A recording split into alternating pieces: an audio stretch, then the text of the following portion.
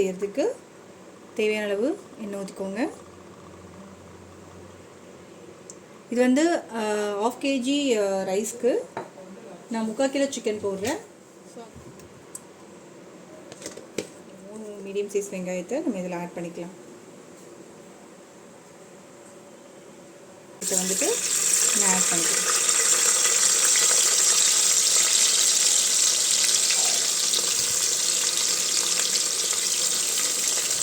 இது வந்து நல்லா ப்ரௌன் கலர் வர வரைக்கும் நல்லா ஃப்ரை பண்ணுங்கள். ஏன்னா அந்த ப்ரௌன் கலராக வரும்போது நல்லா டேஸ்ட் கொடுக்கும் பிரியாணிக்கு.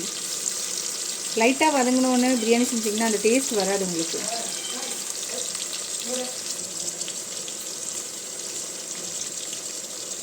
மூணு மீடியம் சைஸ் வெங்காயத்தை இதில் நம்ம ஆட் பண்ணியிருக்கோம். இது நல்லா ப்ரௌனாக வர வரைக்கும் நல்லா வதக்கிக்கலாம். நான் சொல்கிறது கோல்டன் ப்ரௌன் கிடையாது, இது வந்து நல்லா கொஞ்சம் ஃப்ரை பண்ணுற மாதிரி இருக்கணும். ஆல்மோஸ்ட் கொஞ்சம் அந்த டேஸ்ட் வந்து பிரியாணிக்கு இன்னும் நல்லா டேஸ்ட் வந்து ஆட் பண்ணி கொடுக்கும்.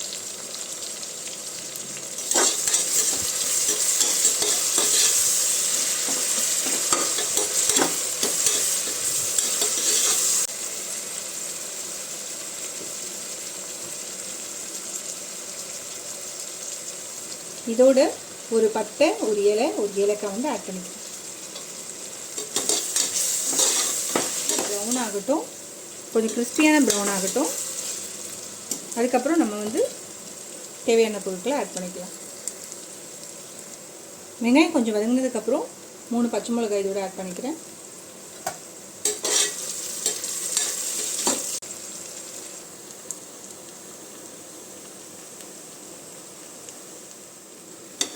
இப்போ பாருங்கள், வெங்காயம் வந்துட்டு நல்லா ப்ரௌன் ஆகிடுச்சு. இந்த ஸ்டேஜ் தான் நான் உங்களுக்கு சொன்னேன்.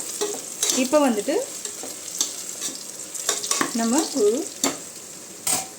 ஒரு டேபிள் ஸ்பூன் வந்துட்டு இஞ்சி பூண்டு பேஸ்ட் வந்து ஆட் பண்ணிக்கலாம்.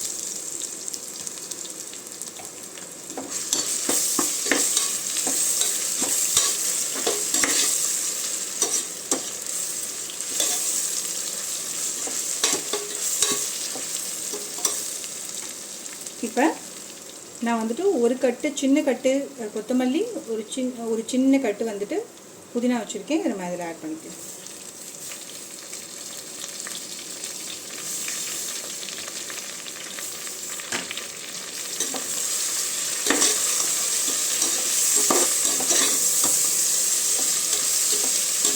இது ரொம்ப வதங்கணும்னு கிடையாது, நம்ம உடனே ஆட் பண்ணிக்கலாம் மற்ற ஐட்டம்ஸ்லாம்.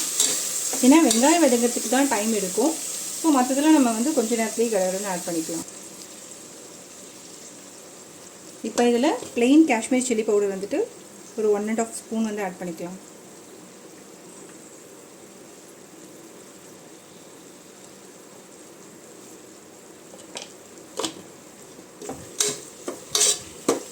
இது வந்து எதுக்கு இப்போவே நான் ஆட் பண்ணுறேன்னா, கலர் கொஞ்சம் நல்லா இருக்கும், பார்க்குறதுக்கு ரெட்டிஷாக இருக்கும்.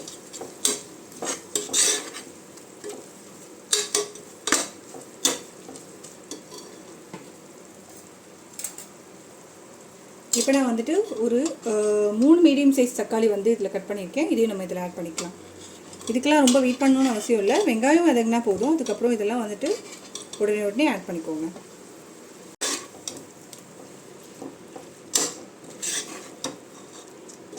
தக்காளி கொஞ்சம் நல்லா வதங்கட்டும், அது வரைக்கும் வெயிட் பண்ணுங்கள். இப்போ வர தக்காளி எல்லாமே வந்து பார்த்திங்கன்னா வந்துட்டு மருந்து போட்டு பழுக்க வைக்கிறாங்க. ஸோ வதங்கிறது கொஞ்சம் டைம் ஆகுது. முடிஞ்ச அளவுக்கு வீட்லேயே வந்துட்டு தக்காளி நீங்கள் வந்துட்டு செடி மாதிரி வச்சுக்கோங்க.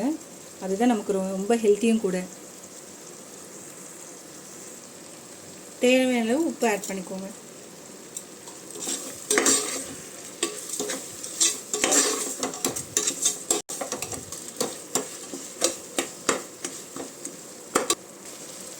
இப்போ இதில் 100 ml வந்து தயிர் ஆட் பண்ணிக்கோங்க.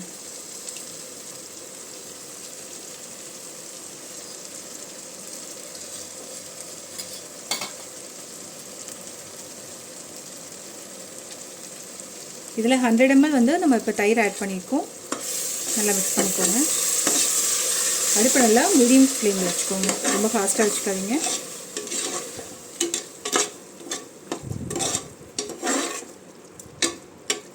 இப்போ இந்த மாதிரி வரும்.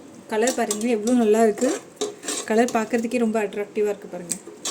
ஸோ இதனால தான் நம்ம வந்துட்டு முன்னாடியே வந்து ப்ளெயின் காஷ்மீரி சில்லி பவுடர் போட்டு நம்ம வந்து இதில் வதக்கிக்கிறோம். இந்த கலர் வந்து பிரியாணிக்கு ரொம்ப நல்லாயிருக்கும் பார்க்குறதுக்கு. ரொம்பவே டெலிஷியஸான இது ஒரு பிரியாணி, எனக்கு ரொம்ப பிடிக்கும். இது வந்து கட்டாயம் ட்ரை பண்ணி பாருங்கள்.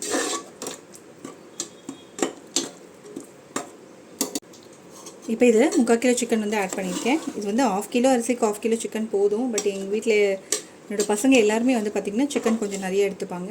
ஸோ நான் 1/2 கிலோ அரிசிக்கு பாஸ்மதி ரைஸ்க்கு 3/4 கிலோ சிக்கன் வந்து இதில் ஆட் பண்ணியிருக்கேன்.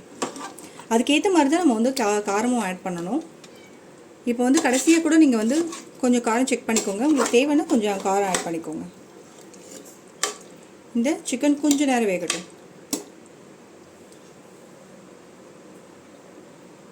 இந்த சிக்கனில் இருக்கிற தண்ணியிலேயே கொஞ்சம் சிக்கன் வெந்துடும். இப்போ சிக்கன் வந்து நல்லா வெந்துடுச்சு. இப்போ நம்ம தண்ணி ஊற்றிக்கலாம். தண்ணி வந்து பார்த்திங்கன்னா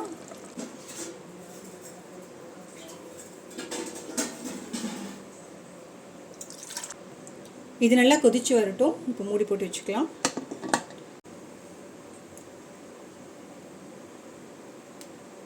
எனக்கு கொஞ்சம் இப்போ இதில் உப்பு பத்தலை. ஸோ நான் உப்பு கொஞ்சம் ஆட் பண்ணிக்கிறேன். கூடவே ஒரு 1/4 டேபிள் ஸ்பூன் வந்துட்டு பார்த்திங்கன்னா காஷ்மீர் சில்லி பவுடர் இன்னும் கொஞ்சம் நான் ஆட் பண்ணியிருக்கேன். ஸோ ஃபஸ்ட்டு ஆட் பண்ணதை விட நீங்கள் கொஞ்சம் காரம் பத்தலைன்னா கொஞ்சம் எக்ஸ்ட்ரா ஆட் பண்ணிக்கோங்க உங்கள் டேஸ்ட்டுக்கு ஏற்ற மாதிரி.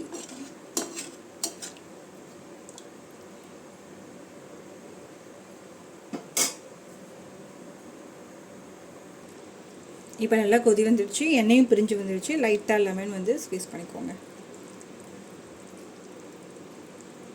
கொஞ்சம் லைட்டாக அந்த புளிப்பு டேஸ்ட்டுக்காக நம்ம லெமன் ஆட் பண்ணிக்கிறோம்.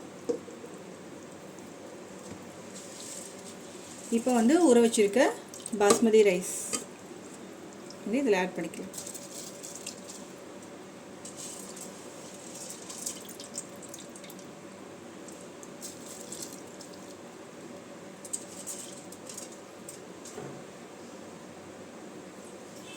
இது பாஸ்மதி ரைஸ். இன்றைக்கி நம்ம செஞ்சுட்ருக்கிறது பார்த்திங்கன்னா 1/2 kg பாஸ்மதி ரைஸில் சிக்கன் பிரியாணி தான் நம்ம பார்த்துட்ருக்கோம். ரொம்ப ஊற வச்சு பண்ணாதீங்க, குழஞ்சிரும்.